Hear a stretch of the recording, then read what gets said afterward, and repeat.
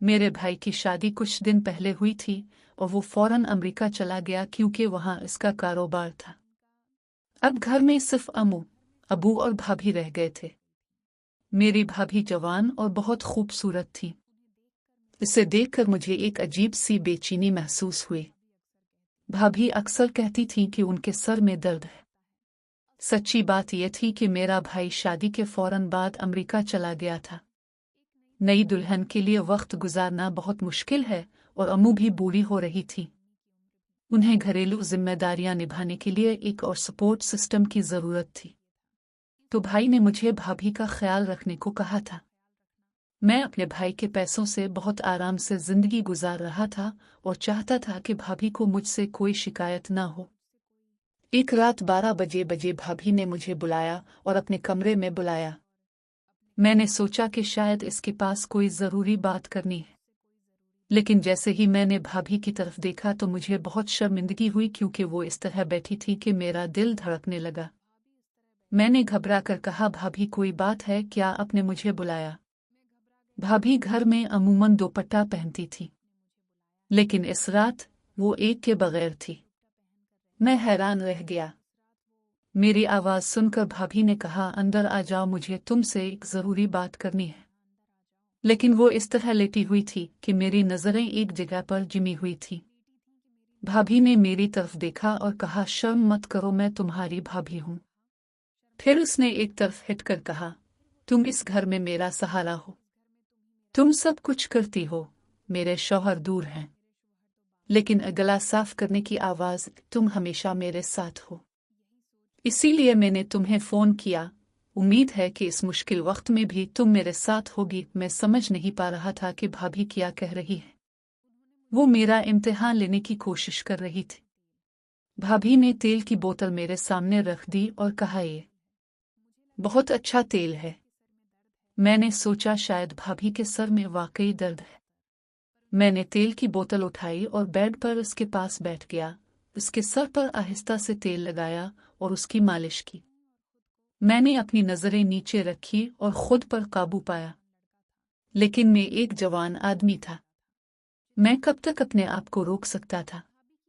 मैंने जितना तेल लगाया इतना ही भाभी ने आह भरी, जो सुकून देने वाली थी।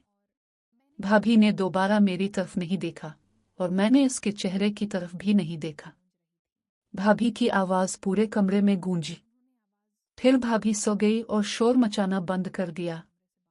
मैं उठकर उसके कमरे से निकल गया, लेकिन मेरा दिल बेचैन था।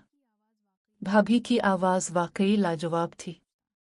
मैं सारी रात सोचता रहा कि शायद ये मेरा तसव्वुर था। अगले दिन भाभी ने कहा, आपने मेरे सर का दर्द ठीक कर दिया, मैं आपकी बहुत मशकूर हूँ। यह सुनकर मुझे बहुत शर्मिंदगी हुई और कहा, भाभी आप सारा दिन घर के कामों से थक जाती हैं, इसलिए मैं कोशिश करूंगा कि काम काज में आपकी मदद करूं। ये सुनकर भाभी ने कहा, मेरी थकन कभी दूर नहीं हो सकती। तुम्हारा भाई घर आएगा और यह थकन खुद ही दूर हो जाएगी। भाभी का मतलब मुझे समझ नहीं आया और कॉलेज चली गई। दोपहर को वापस आया तो भाभी कपड़े धो रही थी। इसका पूरा जिस्म भीग चुका था। ये सब देखकर मेरे अंदर का शैतान जाग उठा।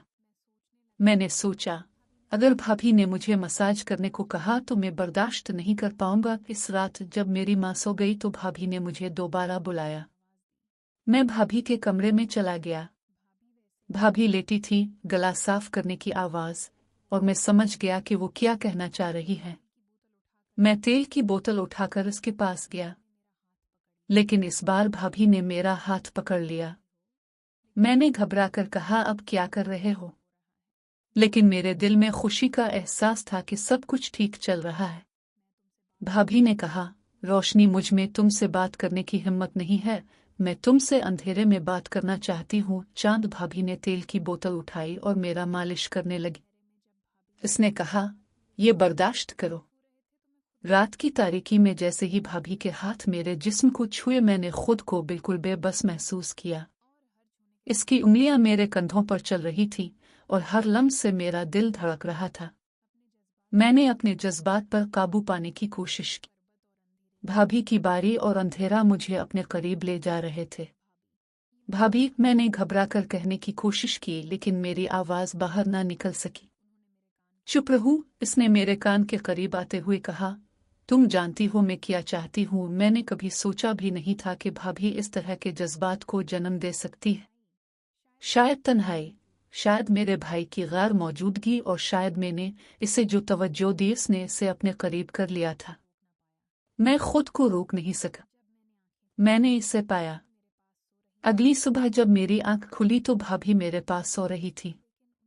मैंने धीरे धीरे बिस्तर से उठने की कोशिश की, लेकिन वो नहीं कर सकी। अच्छा हुआ तुम जाग गए, उसने मुस्कुराते हुए कहा। मैं सोच रही थी कि तुम्हें कैसे जगाया जाए। मैं शर्मिंदगी से शर्मा गया। इस रात की सारी यादें मेरे जहन में वापस आ गई। क्या वाकई ये सब हुआ? क्या भाभी ने मेरे चेहरे की तब्दीली महसूस की जब मैं उसकी गैर मौजूदगी में अपने भाई की बीवी के साथ था?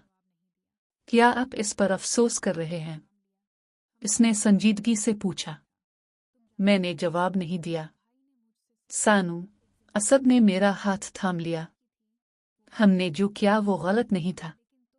तुम जानते हो तुम्हारे भाई ने मुझसे शादी सिर्फ जिम्मेदारी समझकर की थी। वो मुझसे मोहब्बत नहीं करता है, लेकिन इससे पहले कि वो बात मुकम्मल करती, मैंने अपना हाथ खींच लिया। नहीं भाभी, ये सब गलत है। अगर मेरे भाई को पता चल गया तो क्या होगा? क्या वो तुम्हें मार डालेगा, मुझे तलाक देगा? उसने सिर्फ अपने कारोबार पर तवज्जो मरकूज की है, उसने कहा। उसकी आवाज टूट रही है। हमारा रिश्ता करीबतर होता गया। हम एक दूसरे के बगैर नहीं रह सकते थे, लेकिन अंदर से मुझे ये बहुत खतरनाक महसूस होने लगा। मेरे भाई को कभी पता चला तो सब कुछ बर्बाद हो जाएगा। दोस्तों, ये कहानी इस बात पर रोशनी डालती है कि किस तरह तन्हाई इंसान को कमजोर करती है और जरा सी लापरवाही भी कितना नुकसान पहुंचाती है।